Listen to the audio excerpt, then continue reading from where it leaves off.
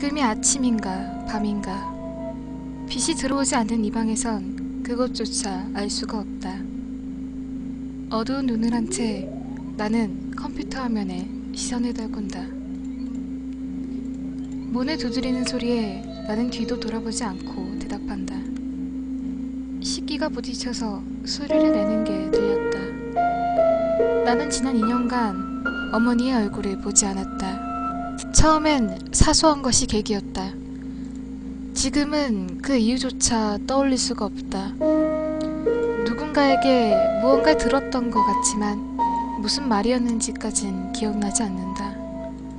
어찌됐든 나는 방에 틀어박혀 있기 시작했고 이윽고는 집 밖으로 나가지 않게 되었다.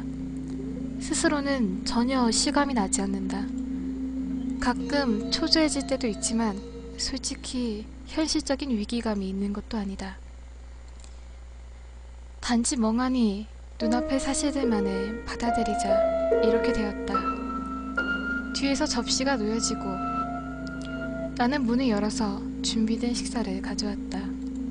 별로 특별한 메뉴는 아니었지만 매일 나를 위해서 어머니가 직접 만들고 있다고 생각하면 마음이 아프다.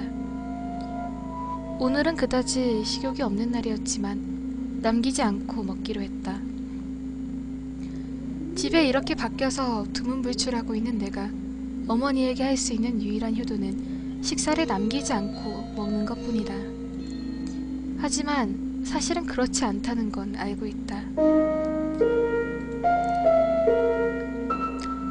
하지만 그럴 기분이 생기지 않는 건 이 어두운 방에서의 생활이 곧 나 자신의 본성이 되어버렸기 때문이리라. 그래, 난 처음부터 이런 인간이었어. 그렇게 생각하면 조금 마음이 편해지는 것 같았다. 어느 날 어머니가 음식 접시 옆에 신문을 두고 갔다. 아무런 특징도 없는 단순한 신문이다. 어째서 두고 가신 걸까? 설마 이걸 읽으라는 걸까? 어차피 필요한 정보가 있으면 스스로 검색하면 될 텐데. 그렇게 생각하면서도 나는 그 신문을 손에 들고 별 생각 없이 대충 훑어보았다. 원래 책을 읽는 걸 싫어하는 성격은 아니었다. 신문지를 펼치자 마른 종이와 잉크의 냄새가 난다. 이 방과는 다른 냄새 같다는 생각이 들었다. 어떻게 설명하면 좋을지 모르겠지만 이건 마치 사회의 냄새 같았다. 매일 정해진 시간에 출근하고 만원 전철에서 힘들어하면서 야근을 하는 사람들. 그런 사람들을 위한 것이었다. 바로 던져버릴까 싶기도 했지만 나는 대충 흥미가 있는 부분만 읽어보기로 했다. 다음 날도 어머니는 신문을 놓고 가셨다. 그 다음 날도, 그 다음 날도 매일같이. 점차 나도 신문을 읽는 게 습관이 되었다. 어머니는 신문이 도착하자마자 그것을 나에게 가져다 주었다.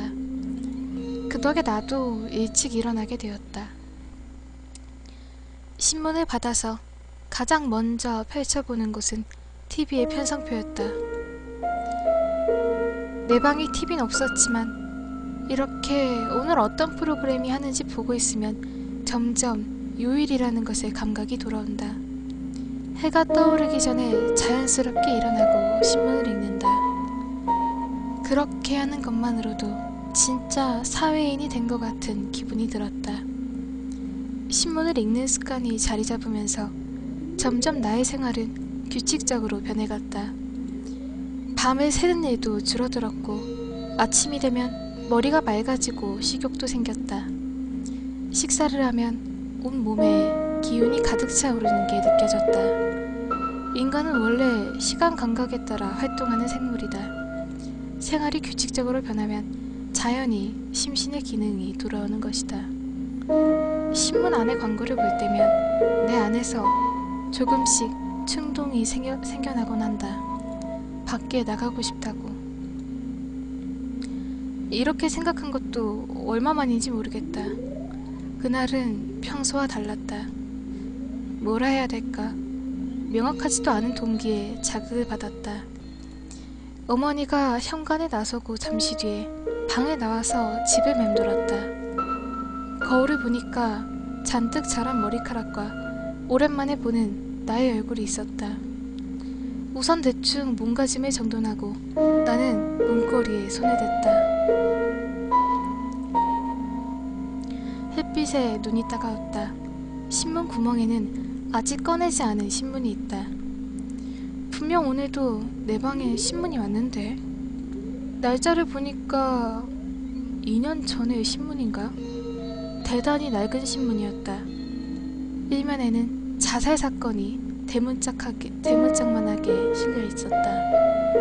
그리고 그 기사에 나의 시선이 바뀌었다. 어머니의 이름이었다.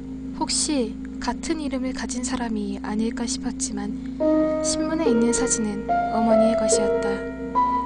방에 돌아와서 나는 몇 번이나 신문을 다시 읽었다. 하지만 몇 번을 봐도 거기 써있는 건 변하지 않는다. 어머니는 돌아가셨다. 그렇다면 지금까지 나에게 식사를 가져다주고 신문을 준 사람은 누구란 말인가? 손이 떨려왔다. 현관문을 여는 소리가 들렸다.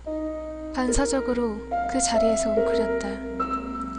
계단을 올라오는 소리가 들린다. 점점 그 소리는 커져서 내 방문 앞에서 멈췄다. 나는 대답하지 않았다. 그리고 2달이 지났다. 신문이 도착하는 시간이 되면 그때 일어나는 건 여전하지만 나는 이불 속에서 숨을 죽인다. 아직도 나는 이 동거인이 누구인지 모른다.